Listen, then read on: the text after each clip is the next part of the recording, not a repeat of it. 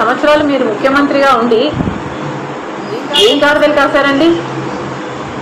ఎందుకు ఎంక్వైరీ వేయలేదు బాలకృష్ణ మీద? మీరు ఇప్పుడు చెల్లెల మీద ప్రేమ ఉన్నట్టు మీరు మాట్లాడుతున్నారే.